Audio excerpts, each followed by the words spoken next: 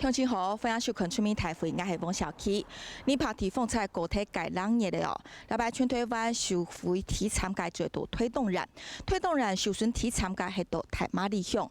出名台会上周禮拜來到向南村，朝大家向下關心討論，就係見到最主要嘅農業，像係副果還有農業，了到從業嘅農作物，人擺到副港行，見到面臨最實際嘅問題係到哪位，為聽鄉親朋友嘅意見。下個禮拜，因為持續來關心。就到南非先行了唯一嘅回順客家種向南村及未來嘅重建發展。鄉親朋友看到我後背咧安將嘅火風屋哦，大家也知道向南村有7省客家嘅人口都係客家鄉親，係路條擺到土著苗地區嘅鄉親，嚟到倆大要開放大拿嘅哦。禮拜恁跑對風菜，老倆種東江嘅東有傳統，然而也有倆嘅移民村特色嘅客家老火風，大塊強強到東島。到底倆條老屋嘅很大嘅地麼？係講大啲會用嘅首長，係講首長有會用嘅保存及體育嘅文化提升咯。出面台會倆是要強到客委會，還有水保局，向下來建議論壇討論。一連倆下兩批去到開會現場。開會了！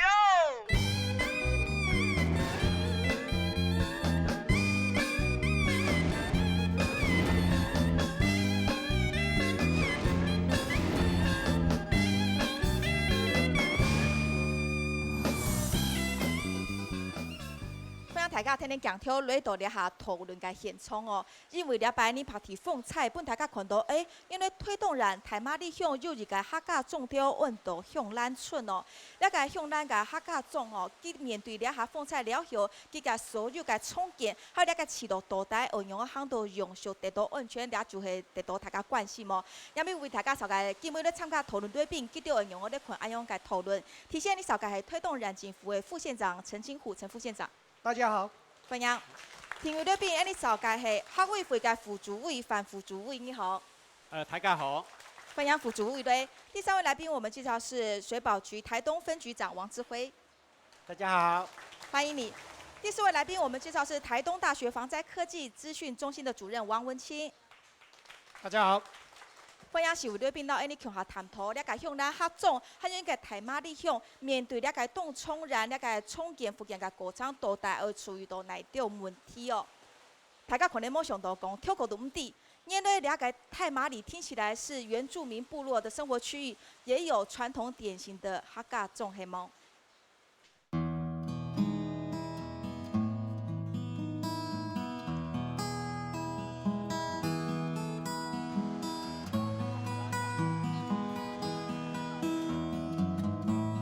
將發揮復古還有農業，台馬里三台活山記起提供經濟，倆大要唔但強有年出面，將日本數嘅開始，見到見到嘅行業來到倆大要虧田。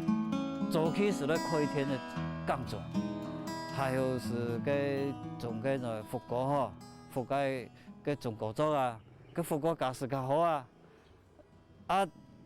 你下就掉因是種個種個檳榔仔吧。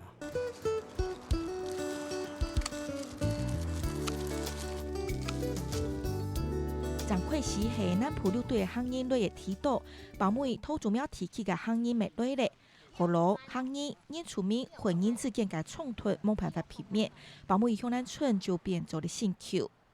跟日本人為咗解決呢衝突哈，叫將倆後來人還有原住民都使下個南回一個新向南啦，倆向南本身就係個向南田啦，佢使過去改變成新向南。兩人大家都講咧求向南啦。我搞了是60年了，跳擺步自己跳遷，冇五個啊，包尾長過賣地皮咯嘅啊。艱苦咯，種菜咧，割草咧，樹木咧。五谷家家，一個關地家、孩子家，白公哦，子孫樣樣，大家合家平安哦，五穀豐收。少向天星溪口，向南村倆建擺新農台地嘅富農宮，係村民嘅信仰中心，咪係客家文史國家嘅見證。cái lỗ bụi họ kỹ thuật còn anh ấy bị đông căng thiên để抢嗰種五谷gia họ xin用台地啊，攞了俾佢服侍啊。台马里的学人是土著庙嘅北埔客学岛，不过本人上唔到嘅是，了但要今日也是推动提起早问学人提习中嘅位数。都有37户啊。28年吼，87水灾，87水灾了吼，阮哋无同生活吼，生活唔得过啊，甲准是差不多民国50年甲53年，甲准搬来跳岛啊。呢群学人带领气态攀山过岭，来到了解演出面，按照系热挑信息嘅素材。不过了摆呢跑题风采重重，农业顺息，五个快体起了变貌。拥有这样的房子，然后还有很有特色的那种文化在哦，我都觉得好欣慰。可是这次回来，什么都变了，空了，飞走了。冇啥起，就冇文化，受到破坏嘅客种会从哪条面向来重建呢？看政府怎么处理，然后释放什么，让我们有可以贷款或者怎么样，让我们重建我们这个家园。不然这个客家文化的东西，全部把它重整理过，就变没了，没了就真的太可惜了。用咱系东埔罕见回顺的客种，有几天文化局家包含到人群、产业、老建筑信息度。现在了后，文化用的唔是建，系重建嘅难为一只课题。好，透过样片你看到，其实向南村哦，有超过700客家呢，都会因你个客家乡亲哦。其实因为大了个因出面传统个市路气味，也有因按典型个客种。看到就是伫台马里乡了个东岸个位数了个向南村啊。其实最早几按到系后咱啊，到呛亮个时节啦，基础水后山那个军防重地，该东西日本属儿。土著苗提起的学人，还有因屏东南埔六队的学人，也都来到了特别来开垦种进剑法啦，种那个佛果啊，还有种风凉果的动作吼。他看呢那个。向南村的客家人口就讲了7日本属二呢，也因为原汉冲突，当时因为这里看到这里中段的地方，其实呢它是5族融合啊，有排湾、有阿美族、客家人、外省人，还有河洛，所以在当日本时代的时候，它就分了。多西街这个向南村呢，就分成了新旧，有旧香兰，有新香兰村。那香兰遗址也是全国众所周知的古陶罐史前的生活。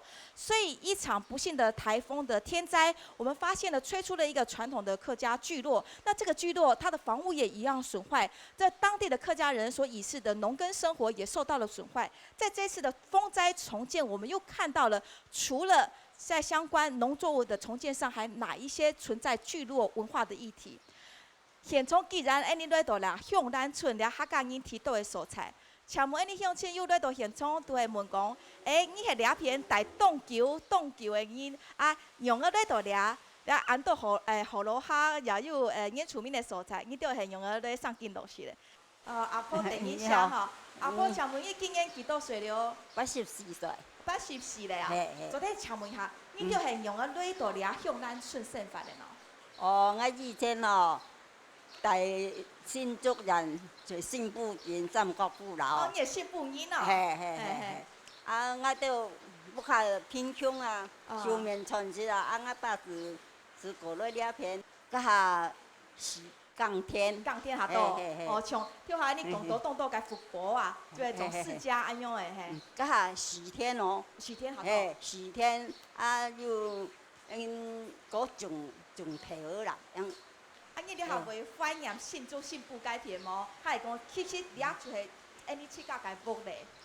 啊，怀念是袂啦，哎呀，啊，你都改变又冇乜个啊。所以你其实了故乡个建很多了推动的吼。感谢咱个84岁个阿婆去抢错。哦，是么。阿婆相信主盼上果量来到推动来当进落实，所以推动变成是我们这位赖阿婆她的第2故乡了。咱也请问才提个迁移种，其实也系你个早问客家乡亲，那个李太哥也请问一下，你大大了片，叫个可能动你唔伫了也系有客种咧，这个建筑体系也唔系又代表你个客家文化的喏。我们这个村庄其实，在南回县是最唯一的客家庄，唯一的在南回县，而且我从书上来找他们的历史哈，这个村庄其实是在南回县里面的平地人，嗯，最早来的平地人，就在南回县，你有平地人，他们是最早的。好，我们从书上来看哈，所以等于说他们其实有办法在这边这么久，还既有他们的客家文化的特色的，实在是不简单哈。所以你叫特别给加持到特殊性哈。先感谢安尼李台哥，李台哥已经先抢错。副主委基本也在都现场，副主委应该请问吼，你可以是向去喊话都讲，学委会有关心安尼么？其实咧学委会也动贯彻了解。东埔了解南回县吼，委去个了解回顺个合作，了解拄到咱个在清，其实你都要动关心。頭先談到安尼阿婆啊，80歲了，都先做過來咪強向因啦吼。係啊。我客家委會我服務研究吼，其實了解尼泊特嘅風采吼。安尼客委會呢，就其實都非常關心，未來安尼人政府兩片吼，來聯絡到達安尼嘅向咱村兩片，有乜個先考所來攞停手嘅。嚟到了尾咪希望安尼。人政府咧係傳出吼，救災時間呢提前來做吼。我想客家委員會安尼希望提前來救災之後呢，安尼又做得點樣停手？咁咪攞睇下報告。安尼台馬里鄉那位，安尼之前是就安尼有新一隻佢嘅文化嘅發通，也安尼嘅強嘅環境嚟嘅養素嘅方面有進行。所以其實有做過調查，也了解了客種嘅特色咧。係冇錯冇錯。頭先安尼李大哥要講，安尼其實安尼客家種當個歷史文化，了解係除了安尼重建安自家家園之外，咪透過呢度來安尼嘅歷史上。而是來細看到安尼東埔來嘅時節，安尼客家人係有一隻嘅歷史嘅嘅重建，咪當好嘅機會。我想到了會提出來大家來關心安尼嘅客家種嘅嘅建設。感謝副主委，其實咧個重建吼，就動到個面向大家都關心。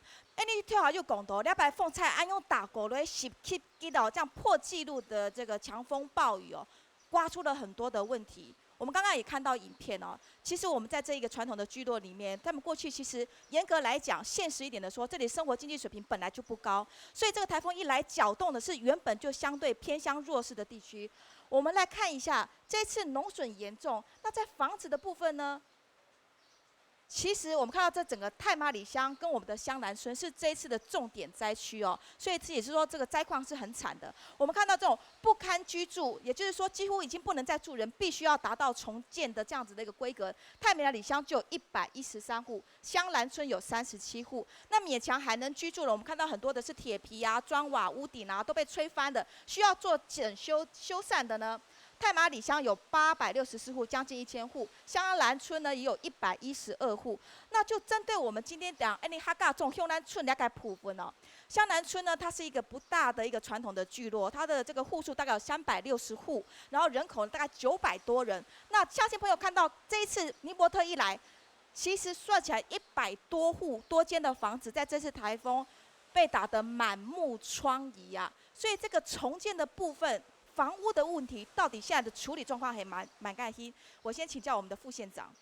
現在就是說，我們曾經來這邊，實際上既然有意願，那我們是不是來考量這個整個重建到底應該怎麼重建？一開始有意願要接受重建的戶數大概有幾戶啊？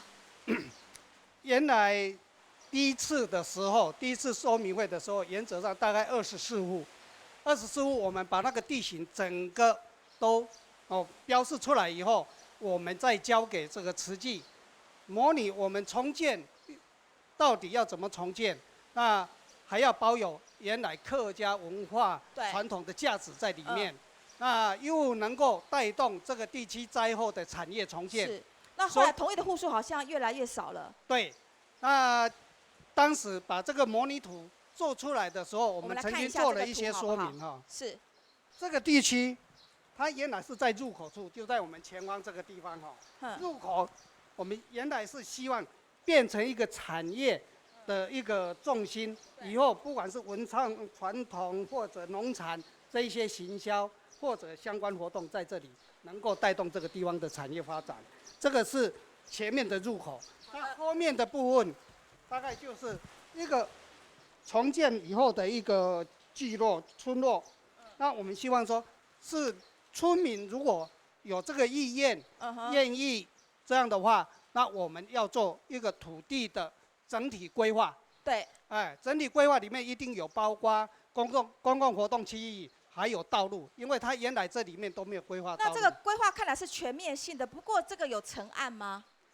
后来的讨论里面并没有成案，因为每一个村民，各自的一些想法不太一样，有蛮认同的，也有家人部分支持、部分反对的。也有一些反对的，所以我们最后再找到一个折中的方式说，那最后是不是可以整理出来一个小部分？那大概有8户。原来我们也认为这样可能有机会成功。所以24户缩成8户，8户至少可以小规模重建。但是后来又破局。是，因为大家的意愿不同。谢谢副县长的说明哦。如果说从这个防灾永续性的考量，如果对这里目前土地使用的问题，还有他们现在建筑物的一种脆弱敏感的程度，如果重建或者是重划是一个很好的方向，可是因为地方居民不同意就废止了，那这样子有没有一点因噎废食呢？还有一开始政策的坚持又在哪边？不知道地方乡亲有没有对于未来的重建重划有一些什么看法的？这位先生是吗？当初这样子规划预算是多少？如果说现在破局的时候啊，对，那个预算是不是还同样有保留，继续来为香兰村来设想未来的发展一直到它能够规划很完整。那还有另外一个问题就是说，这个当中，因为在规划的时候，到底有没有去设想到会遇到的一些相关的问题？因为当时我在听村长或者在听代表在分享这样子的一个案子的时候，我就一直在想象另外一个问题，就是事情隔越久拖越久，居民的意愿它就会越来越薄弱，越难做的成，那越难成案。这个是我们经过莫拉克风灾之后事实上有的一个迹象，然后现在似乎又重蹈覆辙。副县长刚刚说了，其实各种的重建说明会都开得很齐，然后也逐家逐户的去拜访讨论，可是居民就是没有意愿。对，这个是一定会必有的，因为居民他在乎的是我的权益到底有没有被公权力所保障。他还是没有完全了解，是这样吗？应该第一个就是没有完全让居民他很清楚的知道他的权利没有被这个政府他所推动的这个方案被保障的情形之下，他会越来越多的人退却。那当然，另外一个问题可能也是要去关系到所谓我们各个民族不同的民主性对于他自己居家的环境，我能否还保有我自己原来家族？像刚刚我们看到那个规划图，它的那些公设比它的设施有没有来倾听地方的需求？我们当然很希望有一些的那个公共建设的地方是可以建设在这个新的规划案里面但是居民的意见好像是说，公设比的部分占的比率是不是太多，然后相对压缩了私人的那个权益的领域部分。那自然居民就反弹，不愿意接受。我不知道是不是反弹但是我至少可以了解到说，至少支持的意愿度不高。因为事情越拖的话，居民的意愿它会越小。谢谢你，理事长请坐。对于这样子土地重划或者是这个再可以重建，是可以值得期待，可是却不容易做得到，还有很多问题。那现在不做了，以后就没有任何的机会了吗？是不是我们的乡代会代表也来到现场？其实因为客家人他对他自己的土地环境其实的情感是非常深厚的，所以你说他当初规设的公设比太高的时候，他会觉得自己的居住空间被压缩掉，所以压缩掉的时候，还有，当初他给我们的条件限制就是说，比如说他可能因为传统的伙房都是大家族嘛，因为有的小孩子都外出了但是有的小孩子他会说他会回来，但是他可能原本说照我们的内政部的规定，他只能盖到14坪跟28坪到30坪这个空间的话，基本上不符合过年过节的时候那个全部的子孙回来的时候可以居住的环境然后还有遇到一个问题就是建筑的问题。所以你看相对农村来说的话，农村的居民的生活水平都没很高，所以经济算是非常薄弱。那是因为现在的建筑法规都遇到很多问题，你要建造实造这些问题这个是相对增加建筑的费用。那一般的我们的农村的话，居民那个在赚，只要自己温饱就不够，那我可能在多余的钱去建造房子。那所以这个可能要透过营建署去规划说，符合农村的建筑啊，然后它是可以省掉那个建筑签证的问题啊，然后它又可以符合到我们的防灾的问题，这样。谢谢你，我把这个雷代表的意见，我先请教我们的副县长。慈济基金会的这个可能是小大爱村的这个重建案，如果不成局，那乡亲朋友提到，其实在这个偏远地方，很多农村存在的现在土地使用的一个乱象，或者是违章建筑的问题。事实上，这个重建的规划这个框架，是不是应该人家放在这个社会脉络里面，然后尽量的去走去推呢？早期新建的，事实上是都没有申请建造，这个是早期的。那现在政府面临这一种已经这个损坏的这一个部分。它原地原状去新建，基本上是容许的。只是它如果要完全新的楼房啊，这一些建筑，它可能要面临建筑线的问题会出现。还是受到局限。所以在这个慈济愿意协助这一块计划的时候，我们是把地基重整，不是重划。地基重整以后，提出有一些公共设施，让它未来每一户人家都能够按照自己的意思去盖房子。至于刚刚讲的那个坪数，那是内政部的一个规定，14、28、34，按照人口数来计算。慈济不愿意违反法规，所以照这样，那基本上农民的需求、民众的需求，不只是这样，因为它有放农具的或者晒谷场这个部分刚刚相信有提点到了哈，所以也就是说，在县政府对于主导政府的角色，在地方上走防灾的这个方向，应该地方上的一些比较长期的重划规划，还是会在你们将来的考虑里面。长期那个一定会去做，但是刚刚也一再提到，其实不只是房子的问题，重建以后，它在一个在地的文化特色还是要存在，所以这个在慈济目前的这一些协助之下，新建完成以后，后面就面临原来的那个产业问题，所以产业我们还是要协助。这个部分是我们后续再会专章讨论。那我们看到现在台东太麻里乡香兰村的现在的这个现况，有100多户的房子屋顶被吹掉，或者是将近40几户、50几户不堪再居住的这些房子，有很多都是传统居住或者具有一些特殊东部客家特色的这些老房子。那生活品质的重建是在灾后立马要来做的哈。那现在慈济基金会的这样子一个小大爱村的重建案已经破局宣告解散，没有成立。那据我所知，事实上很多居民在地也已经购料回来，自己要盖屋顶了。那盖的是什么样的屋顶？那他自己盖的有将来防灾的这个考量跟设计吗？那问题就要你请问村长嘞哈，村长，我先请问你哈，看到那个屋栋盖不当到脆强强，倒台了下哈，民众去甲卖了落去那个不当个情况多么呢？把屋顶把它盖一盖而已啊，可是下次的台风来还是会受灾的。你的意思是说，又在盖的是铁皮屋顶？对。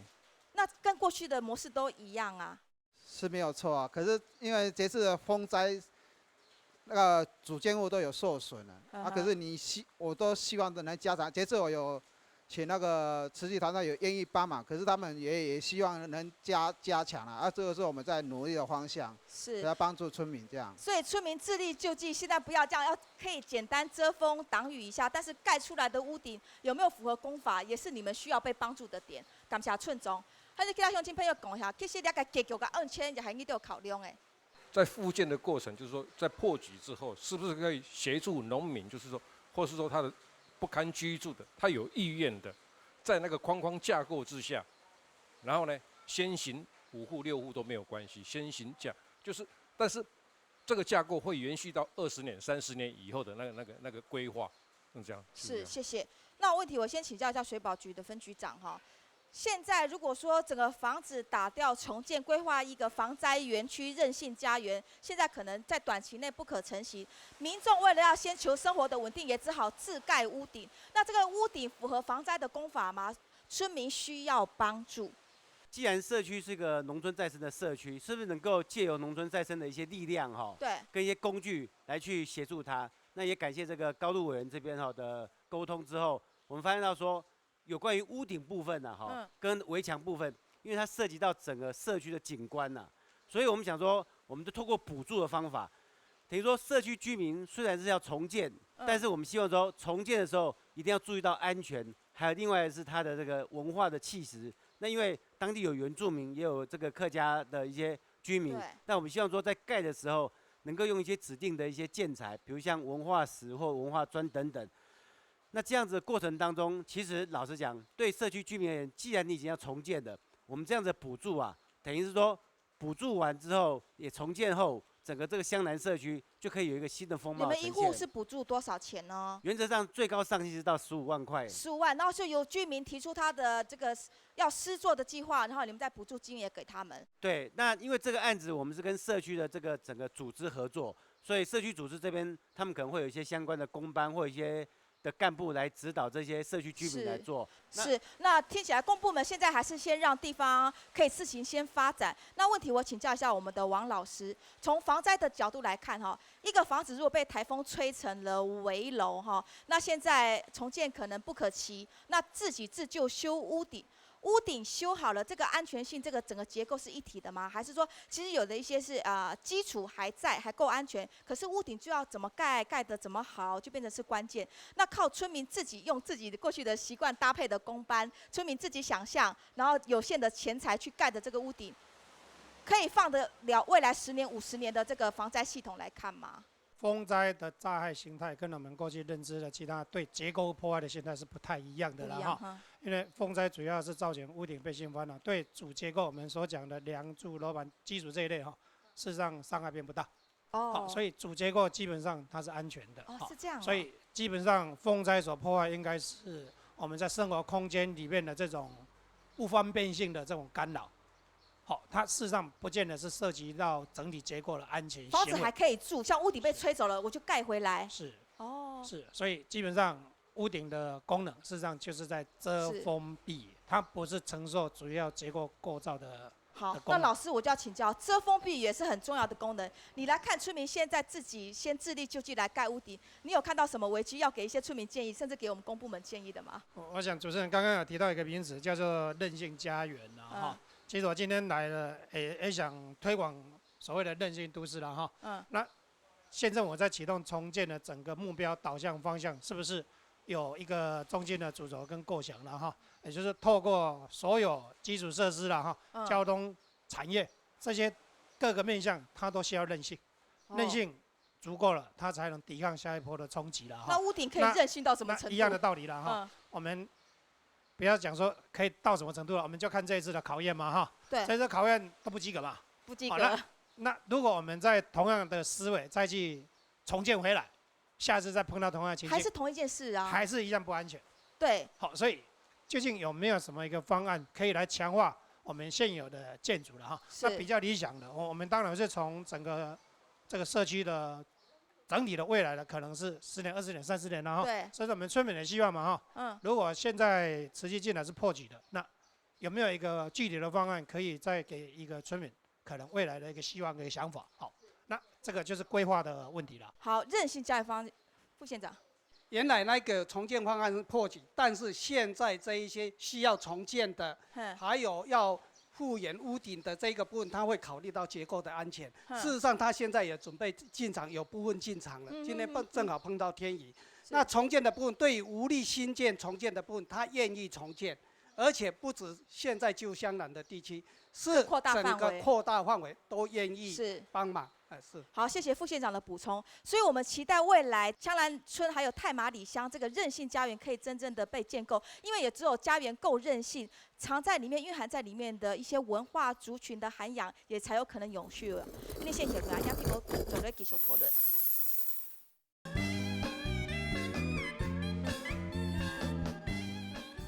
欢迎大家继续转到村民台会嘅讨论现场。延续刚刚我们信用金篇又讲到希望了解韧性家园的概念可以升值在这次的太麻里乡，在这次的香兰村，然后在往后抵御各种风灾天险的时候，可以发挥它真正的力量。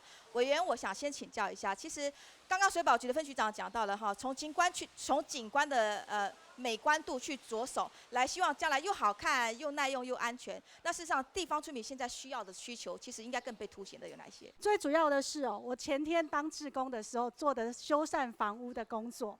那志工目前除了做铁皮，他也做这个屋瓦的堆叠。但是呢，在过去的这个屋瓦都是用这个铁丝去绑。可是现在应急哦，只是叠上去之后再用水泥把它固定，听起来是很简单，就粘上去。对，这样子不够韧性。但是呢，我有问过老师傅，老师傅有讲过，其实现在的屋瓦会被吹翻哦，最主要的原因就是这个屋瓦它的这个连接的集距是分得很散的、很开的，不够紧密。再来呢，过去的工法是用铁丝绑，对不对？现在的屋瓦的工法其实是用钢钉锁的。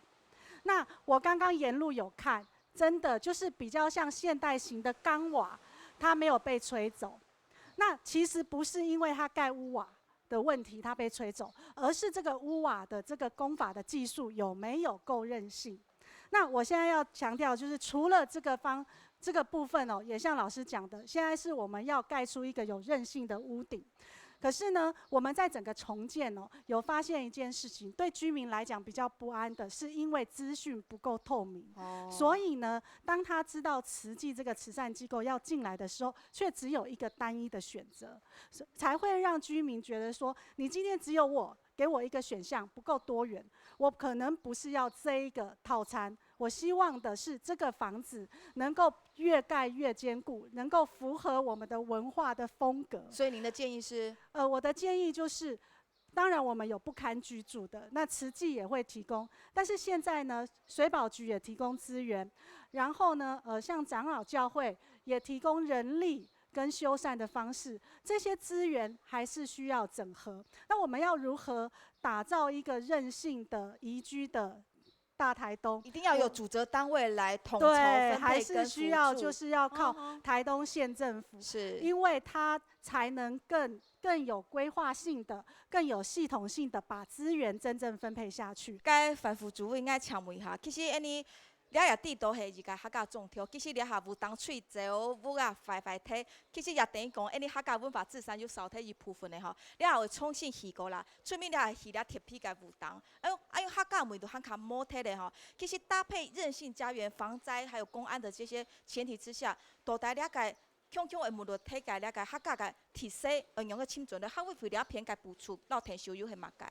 佛风系安尼简单的记住个个环境的空间啦吼。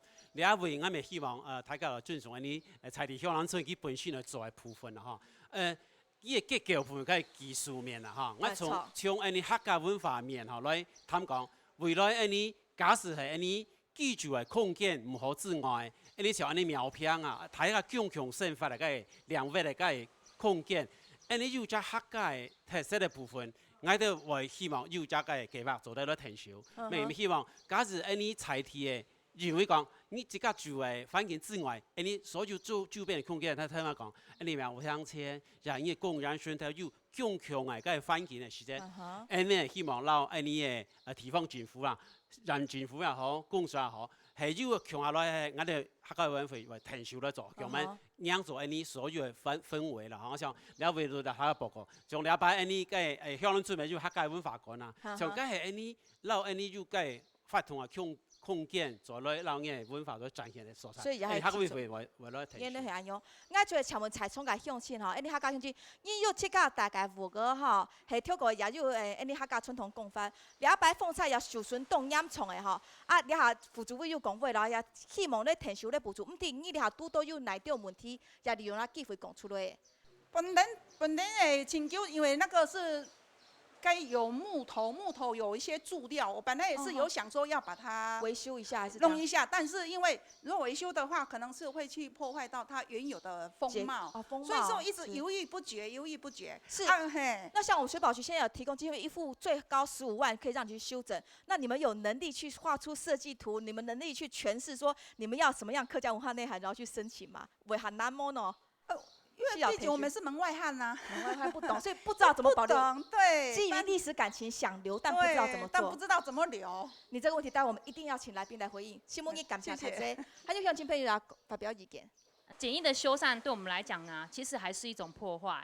他没有办法去妥善的保留这个文化这个部分。所以刚刚有提到水保局有提出的方向，可是呢，我觉得在文化层面上，我觉得还是需要客委会能够提出一个方针，是针对性的在做客家文化的这一块屋檐上的修缮，可以保留我们的。一定要先做。对，一定要先做，就是可以保留我们这个每一户的居民他们不同的特色，因为这不是只有一个特色存在，而是我们经过在整理的时候，发现它已经存在很多当初移民过来的那种在建造上面的那种设计，已经完全不太一样了，那有独特的风格了。那我们就希望可以说，在客委会是不是可以更明确的说明说，就是在计划上面这个部分的协助、人员上的协助、经费上的协助，还有时间上的协助，是可以给我们一个比较明确的答案吗？谢谢。谢谢拉拉，很重要的2个问题。你抢副主委。我想听我讲，该火风的结构部分安尼就治疗，做了提供本人了参考，冇问题啦因为该火风本身的结构就当到中心式啦。那你采题的厝面睇讲，佢睇講土家厝係學落火啦，因為奶磚屋啦，奶磚屋本身佢叫咩料嚟做，冇強嘅。你做得挺少，提供你火風本身嘅結構本，你嘅厝面大家來參考。計劃嘅部分，我聽佢講，4年嘅部分，你客家會分會冇法做得挺少。我講強強兩位嘅部分，像你苗平村，還有你。藏土地帶嘅公園也好，也係嘅樹下，佢哋共強嘅環境嚟計劃，你做一場地方政府讓你來現場時，我來提醒。共強嘅範圍擴建，梗係而家問題。你會唔會再來提醒？該副主任4年嘅部分，我哋冇法度，但是聽佢講火方火係嘅結構顯示，你就資料做提供俾你嘅採題，你嘅村民嚇，再應該參考。也冇強迫啦，因為國家自己嘅建嚟嘅方向冇強讓。不過日建屋也係傳統文化做得傳下熱點啦吼，從喺你客委會又經費也就主透天吼，就可能從各個小區講誒，就專業的建築師也好，或工程技師也好，做得組團進駐到你家鄉南村，本先去盤查整個做田野調查，先了了解，你有哪條提升，有哪條保留，因為了下村民佢哋一人之力做不到，係希望共普問題。好，我呢就係生活環境。養出來輔導團啦，有建築師嘅部分，我會請啲輔導團嘅嘅老師，來過來，讓大家來討論，包括佢要講嘅防火嘅結構，來讓大家討論參考啦。起嘅時這邊度可能是請專業來起啦，但是就按個線上，我哋會請啲同事來請啲嘅專業來提供啲採題嘅，加上嘅氣象、火風嘅顯示，也係。樹奶屋嘅是冇強，聽我講係奶磚就係冇強用嘅，梗係顯示咯。可能梗專業來講是討論。好，剛才你副主委講吼，南擺無有那個技術葡萄團做咧業內咧填修大家吼，啊，唔啲其他客家鄉親針對那個5個秀長還有乜個意見呢？現場那個李先生好嗎？這一次你看他們講的跟他們講都不一樣，為什麼？因為沒有充足的法律來賦予這個地方的重建的方式。所以覺得沒有效力。那等於你讓慈濟自己來，那慈濟來只有上縣政府按照這個小面積，為什麼這麼小面積？因為這面積裡面只有40幾戶，40戶左右。那這些面積是剛好是建地，但是整個村莊100多戶啊。那你要把這個地方是重建，你如果沒有用中央的力量，召開跨部會的討論，然後來怎麼協助這個村莊的重建？而且又來保留客家文化的方式，那各單位所講的都不可能，所以慈濟也是碰到這個問題，同樣的問題，客委會跟原民會差別在這裡，原民會可以主導，客委會沒有辦法。是這樣嗎？謝謝你哈。所以這個重建計劃需要升級哈，我們也聽聽其他鄉親的意見。我們先給那位還沒有講過話的人，我們再請委員。災後已經1個月了，那我們只是收到政府的現金補助。那現金補助有分2種方式，第一個就是你不堪居住的，是以人口的戶頭為主，一戶補助2萬塊，那最高補助10萬塊。那如果說你戶籍是1個人的話，它補助2萬塊而已。第二個方案是所謂的專案補助，那就是說你的玻璃破掉、屋頂破掉、門窗破掉的話，它是補助多少錢？最高補助2萬塊。这些现金补助都不足以我们受灾户重建的金钱。那至于灾后的那个就是屋子重建的补助方面，我好像记得好像是对弱势团体的家庭。所谓弱势团体的家庭定位为低收入户，独生老人。那我们香南村受灾户这些的对象不多，对不对？都是不符合这个条件。那我是不是建议县府也把这个条件，就是只要符合于不堪居住的那个受灾户，也列入在这次那个污损重建的范围对象之一。完毕。好，谢谢你。所以乡亲朋友整理到几个问题哈。现在针对尼泊特风灾在台东太麻里乡造成的冲撞，香南村很多重要的一些客家老虎房现在都在救危图存之际哈。所以这个重建的整体通盘计划有没有可能要升级？这是大家乡亲关心的第一个问题。第二个问题，在这个房屋建筑物的部分，怎么样兼顾安全性，还有兼顾它美观考量，还有更重要的那种很优微的文化的存续内涵，有没有可能透过公部门再更努力的延续？透过他们嘅样片，安尼个继续做咧讨论。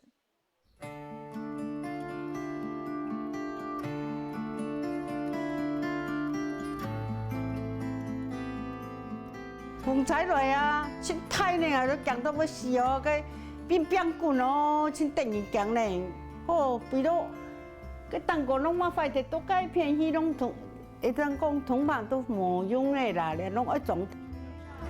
青年初七，而从没想到安理会的风灾，差不多半几座乡南村都改变了。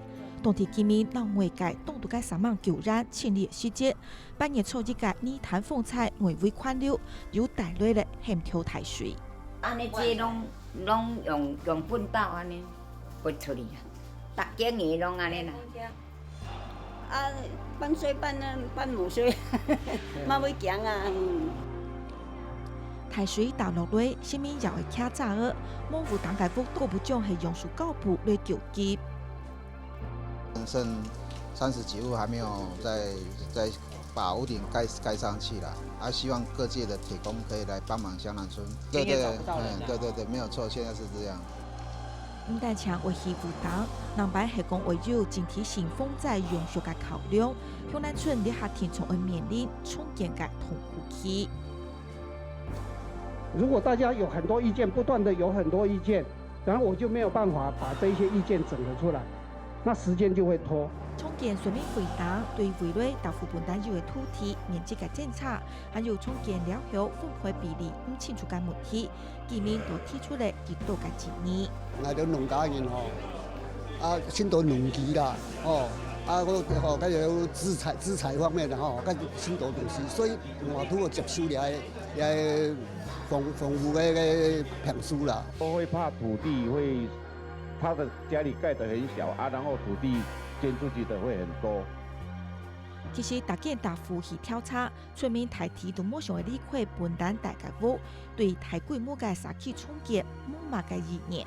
因为客家人对我们的土地情感是很深厚的，所以你可能只要临时换一个地方的话，可能他会不太习惯，然后原本使用的空间也改变了，所以这个对大部分的老人家可能是不太会接受。系讲希望嘅行人提速长，嘅运用嘅规划长行卡完整咯，还有求向咱系一个合作，能把个重建做得本地变作客家示范社区模，了解系一个讨论嘅焦点。重建嘅独动冲，冇办法少改，系经交通老经大合。大家都很希望都安用不险改灾难了后都希望可以在这一次的灾害汲取下一次可以在避其天险天灾的一个方法其实看到了东推湾简白安东烟的把公烟的历史，它的整个气象的轨迹来看。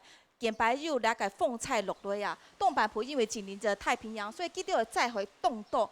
安东烟的看起来，总共登陆台风在台湾有218个，看到将近几乎都是集中在东台湾。那东台湾一旦发生了台风天灾，第一个就是农作物的面积受不了，第二个呢就是乡村居民所居住的房子会受到严重的破坏。那民众的生计。民众所赖以为安的建筑物都双双受到损害的时候，聚落的生活的方式模式，还有在里面建构的一些文化内涵，也很怕会面临一样会人去楼空，用改吉凶问题应该有巧门你改复燃中。刚刚很多乡亲朋友提到，其实在这一次的灾害，大家都其实心里的恐慌好像在今天呈现出来，其实没有过去，反而希望在这个恐慌之中看到下一步，明天可以更明确。其实这个韧性的家园讲是4个字啦，其实要做的事情很多。你可不可以一并回应刚刚相信提出来，希望可以升级的部分？有一些法令的限制不是莫拉克，它可以突破很多法令的限制去处理。那这一次只有在现有的法令里面去处理，所以包括刚刚讲的那个重划，其实不是重划，是我们基于行政权做我们地籍的整理，而地籍的整理这一个部分就是大家要同意，是每一个都有同意书，然后我们地籍重整以后原地分配，这个我一再讲，不能损害权益，只是有一部分要做公共设施的部分，也要征得大家的同意，所以是处理过程里面，也许大家心理上还有一些顾虑吧，哈。不过不管怎么样，今天利用这个机会，我们也希望能够达到更好的共识。是。那未来在建筑结构安全上面，我想客委会也在这边。事实上，我们县政府也一直在努力这一块，希望能够营造一个新风貌，但是不要失掉原来的风味嘛。是，这是要坚持的底线。在这个前提里面去做，是。高路委员，这个从88风灾之后到现在，我发现就是对于整个资源的整合还是没有一种条理。那我当然知道，就是莫拉克风灾它有它的一个特别的条例，但是呢，我们其实还有另外一个例子哦，就是高雄气爆。那时候没有条例，那如果是说高雄气爆这个地方的一个父母官哦，能够扛起来的时候，那个资源才会真正进驻。该副主委应该就会请问哦，哎，我头先咧大家就对冇信心，迄咪校委会分担公家，甲对市区会做到该目标，袂认为安样，你对会做到动困难么呢？我想哈，甲伊县政府嘅做只尽头嘅平台啦，安尼。中央部委包括你的农委会、水保、全部都在提收冇问题，能够提供你的资源的部分，给政府来提供。我想尽他系他政府员讲，大家的希望的部分。是，好，现在最后时间宝贵，在开放还有没有乡亲朋友要提出一些建议的？在我们很多污损的状况哈，我觉得县府在这个部分，因为中央一直在讲说要从宽认定，从优抚恤这件事情。可是，其实我们在我们现在村庄里面，我们已经发生了一个问题。那确实，房屋已经吹掉了，屋顶已经吹掉了。那我们那个案件也送上去，可是下来的公文却是不予补助。那他不予补助的条件，其实我觉得那个是微乎其微的问题。对，不成其理由的。对，那不是一个很重要的问题。所以我想说，在这边就是呼吁我们中央哈，然后也呼吁我们县府这边，是不是可以给我们在地后，不管是受灾或是说在发生什么样状况的这个村民，可以给予最宽的最从宽的这样子的一个补助的一个认定。谢谢你，从优从速啦哈。那还有理事长也要来提到一些问题。我们香兰村一直到现在都还没有一个非常具有水准、具有标准。莫拉克风灾发生，很多的聚落它都设置了很多的那个避难中心之后啊，在这个避难中心要有相关的设备，不管是救护的，不管是通讯的啊，不管是能够医护的资源也要有，让居民能够避难的场所。是，事实上不管在旧香兰，不管在新香兰，我们都找不到。是，谢谢你。这个一直让我们很担心的地方啦。谢谢理事长提出来的意见哈，对内要有能够保护，对外要有个联系，那样的公共避难的空间或者是救灾中心的成立，遥遥可期吗？还有乡亲朋友也要提出意见的，嘎嘎阿婆系吗？你好。主持人你好，各位长官，各位村民，大家好。我们很感谢你们的关心，就是我们的希望。请继续的关心，阿姨，把我们的那个这个岛的赶快建筑起来，不能再拖，让我们的村民受灾户多么可怜。阿姨谈出了很多在地老人的心声哈，希望这样的援助可以真正的落实打到他们的身上。还有乡亲朋友的反映的吗？这位大哥系吗？像这一次台风最大的灾害是风灾，那我们太马里溪过去94年跟88风灾都是溃堤，造成水灾很严重的灾害。那还好去年县政府那边有疏浚，但是疏浚的时间到今年到现在还没有完成。那现在是汛期，那是不是建议县政府那边可以每年固定拨一定的预算，因为太马里溪整治那个费用一定是固定的。那你们采起来的砂石又可以卖，可以当县府的财源。那当然是尽量去把它疏浚以后，它才不会造成大灾害。那还有第二个就是能够在枯水期就要开始进行，然后一直在防汛期之前就要完成。这样才不会让我们担心受怕。谢谢。好，谢谢。我们先针对居民提出来具体问题，请相信回应。最后，我们请王老师做总结。先请副县长来回应。那个太马里溪以前年年都灾害了。那88风灾以后，现在做了一个最根本的处理，所以基本上是安全的啊。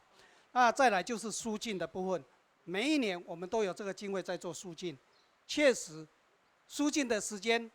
也如我们乡亲所提的，我们都会掌握那个时间，有时候只是在处理的那个标案过程，也许受到一些障碍而已。是所以基本的那个作业是都一定会做，因为太马里每一年几乎都会碰到灾害，就是会泛滥，要特别的仔细。所以我们会特别注意这一块。那副县长再请你回应，刚刚乡亲提出来，其实有那种公共避难空间，还有整个救援机制，应该在这个偏乡被建立起来。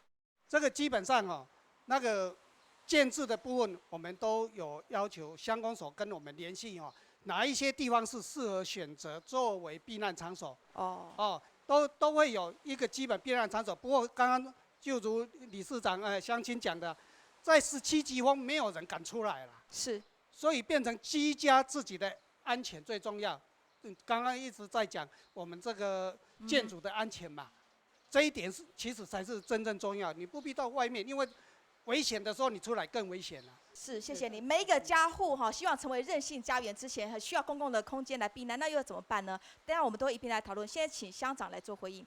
那乡公所目前所收到的这个尼泊特风灾的善款，大概是400多万，那不多那我也跟我们承办在提说，我们怎么来发放。那我有一个看法啦，因为这一次可能污损。有比较多的这个民间来来给他们现金的一个救助，那是不是我们可以针对农损的部分来做这样的一个发放？会比较着重在农业损失。那我们可能会是齐头式啦，就看多少个人来申请，那可能以乡民为主，其他乡可能我们就不予这样，这是我以上的一个说明，谢谢。好，谢谢。来，我们的村长也要补充意见。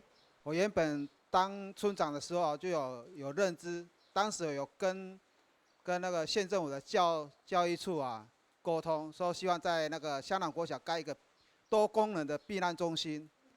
当时我是想说用空军牧里的经费200万来协助盖，可是他的回应就是说，在一些功能上没有办法充分使用。可是我说不会因为现在是像我举例日本的那个东京的一个岛上的那个。状况出来，因为你只要没有把避难中心用好，而后遇到状况，像这个情形，会更无法负担。对，像学校的部分就没有办法负担，像居民也没有办法去住，不可能自己住那个学校嘛，学校不可能这么一个场所希望能争取，谢谢。平常也许用不到，可是在最关键的时候，它就是救命的重点。王教授，你是不是也是这样观点？最后你的总结。我给一个小建议了是有灾害就是一个转机，这个转机能不能变成力量，是我们社区居民要好好来思考的，这应该是很重要的了是。那这个社区凝聚的共识要透过社区了那我们很多机会来召开这相关的会议，凝聚共识很好，真的是很棒的一个想法可是不如社区自主意识的凝聚，这个力量更大。